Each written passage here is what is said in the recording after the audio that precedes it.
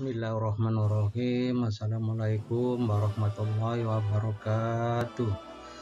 Pada pertemuan yang ke-12 kali ini Pak Guru akan menjelaskan sebuah materi dengan kompetensi dasar pada 3.4, menginterpretasikan semangat dan komitmen kebangsaan kolektif untuk memperkuat Negara Kesatuan Republik Indonesia dalam konteks kehidupan siswa.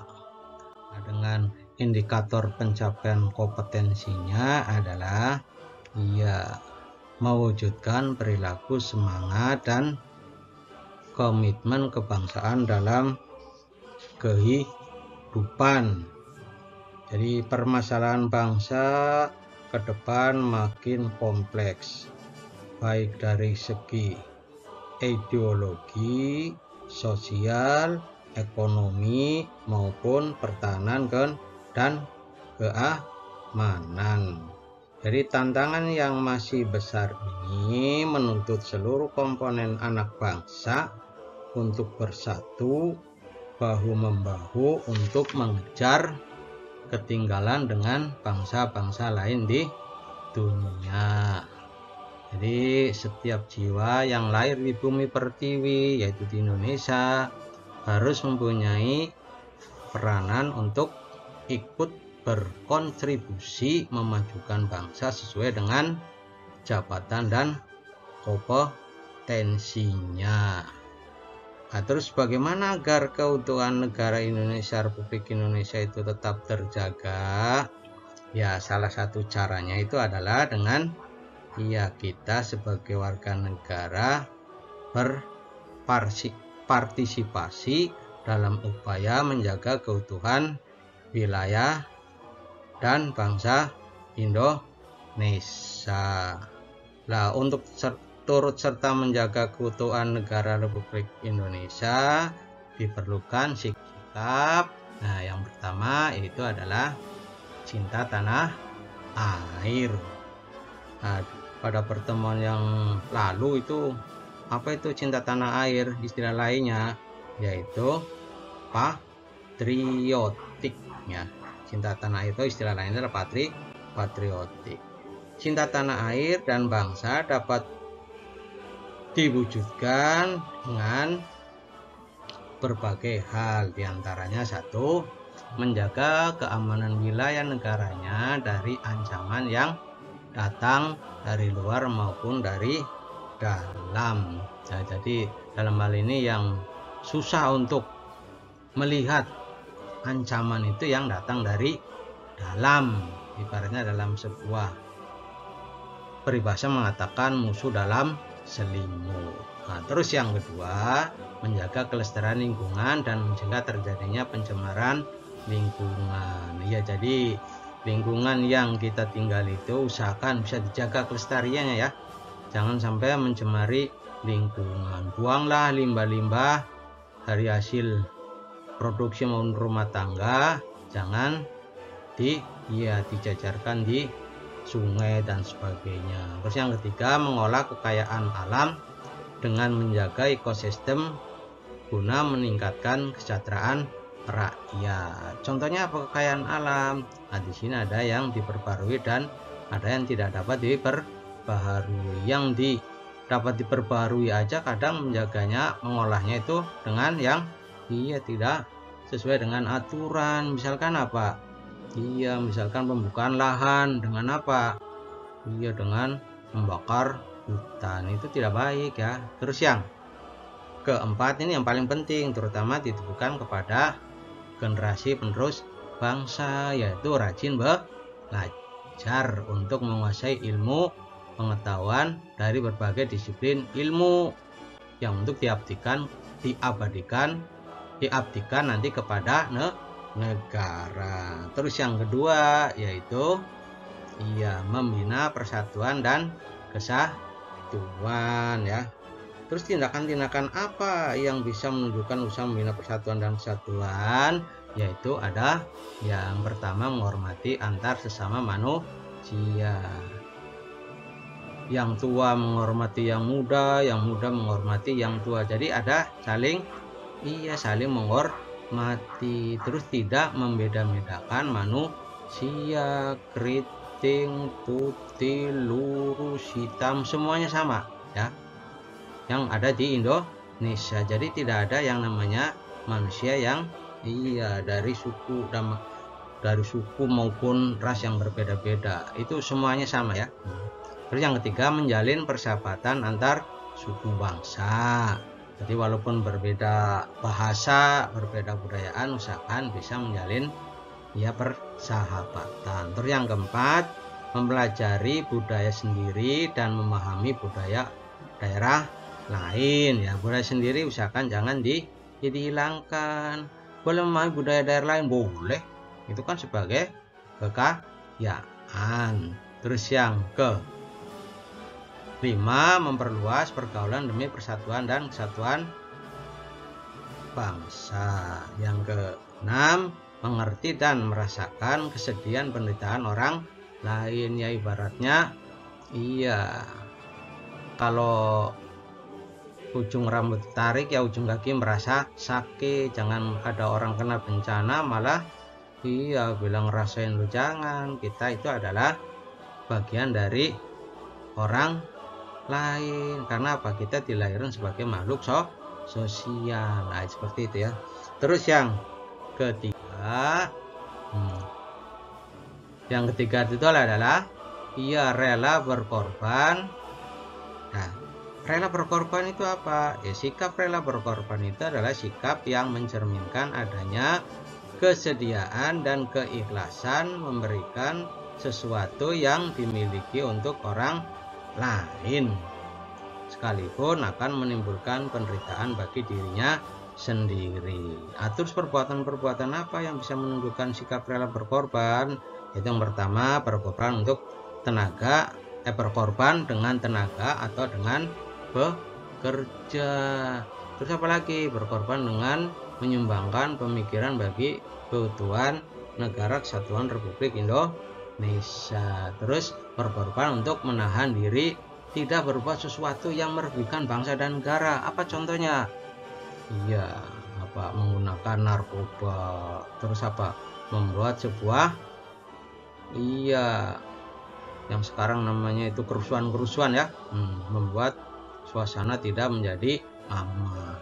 Terus yang keempat, berkorban dengan harta yang dimiliki untuk kejayaan bangsa dan negara. Kalau ini dengan harta biasanya kadang pikir-pikir ya.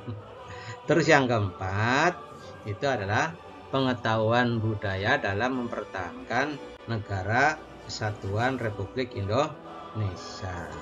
Nah, untuk menghadapi era globalisasi agar dapat dimanfaatkan semaksimal mungkin dan ditangkap secara tepat, kita memerlukan perencanaan yang matang. Di antaranya apa? Untuk menghadapi untuk pengetahuan budaya dan pertahanan negara kesatuan Republik Indonesia, yaitu dengan adanya menyiapkan sumber daya manusia ya. Terutama yang dipersiapkan itu adalah tentang pengetahuan yang dimiliki dan kemampuannya.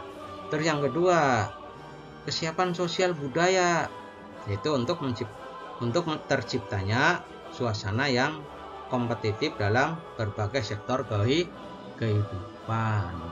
Terus yang ketiga, kesiapan keamanan, baik stabilitas politik dalam negeri maupun luar negeri atau regional. Terus keempat itu kesiapan perekonomian rakyat. Caranya bagaimana? Yaitu dengan dibudayakan adanya pengentasan kemiskinan biar rakyat ini tidak dibawa baris kemiskinan. Caranya bagaimana?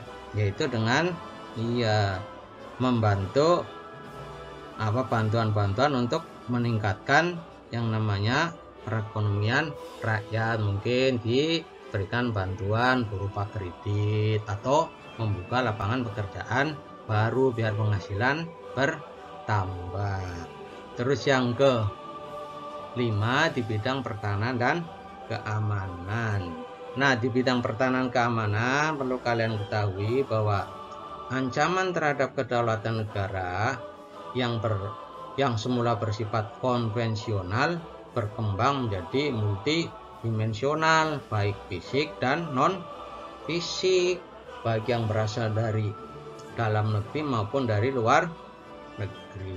Oleh karena itu, kebijakan strategis penggunaan kekuatan pertahanan diarahkan untuk menghadapi ancaman atau gangguan terhadap keamanan nasional. Terus yang kelima, nah itu yang keempat tadi ya. Yang kelima itu adalah sikap dan perilaku menjaga kesatuan negara Kesatuan Republik Indonesia. Ada beberapa sikap dan perilaku untuk mempertahankan negara Kesatuan Republik Indonesia. Itu ada 1, 2, 3, 4, 5, 6. Yang pertama itu adalah menjaga wilayah dan kekayaan tanah air Indonesia. Artinya ini bahwa menjaga seluruh kekayaan alam yang terkandung di dalamnya, jangan sampai dirusak, baik kekayaan alam yang bisa diperbarui maupun tidak dapat diperbarui. Terus yang kedua, menciptakan ketahanan nasional. Artinya bahwa setiap warga negara menjaga keutuhan kedaulatan negara dan mempererat persatuan bangsa. Jadi tidak usah yang namanya berribut antar etnis dan sebagainya. Nanti negara lain itu tepuk tangan ya. Terus yang ketiga, menghormati perbedaan suku, budaya, agama, dan warna kulit ya. Tidak usah dipermasalahkan ya. Kenapa? Perbedaan yang ada akan menjadi indah jika terjadi kerukunan. Jadi dari berbagai macam sara itu bisa hidup rukun. Bahkan ini menjadi sebuah kebanggaan karena merupakan salah satu kekayaan bangsa. Terus yang keempat, mempertahankan kesamaan dan kebersamaan. Artinya bagaimana? Kesamaan ini memiliki apa? Bangsa, bahasa, dan tanah air, serta memiliki Pancasila dan Undang-Undang Dasar 45 serta bendera merah putih. Itu kesamaan. Kalau kebersamaannya bagaimana? Nah, kebersamaan itu dapat diwujudkan dalam bentuk mengamalkan nilai-nilai Pancasila dan Undang-Undang Dasar 45 di dalam kehidupan sehari-hari. Terus yang kelima, memiliki semangat persatuan yang berwawasan Nusantara. Artinya bahwa semangat mewujudkan kesatuan di segenap aspek kehidupan, baik kehidupan sosial, baik alamiah maupun aspek sosial yang menyangkut kehidupan masyarakat ya, ini ya. Terus yang ke-6, mentaati peraturan. Artinya bagaimana? Nah, jadi segala peraturan yang ada di negara Indonesia usahakan ditaati. Aturan itu sebenarnya untuk apa sih? Nah, tujuannya agar Indonesia menjadi lebih baik. Makanya melalui peraturan Indonesia ini akan selamat dari kekacauan. Taat kepada undang-undang dan peraturan berlaku bagi seluruh rakyat Indonesia, baik yang membuat maupun rakyat biasa. Demikianlah tentang mewujudkan perilaku, semangat, dan komitmen kebangsaan kehidupan. Sekian dulu. Assalamualaikum warahmatullahi wabarakatuh.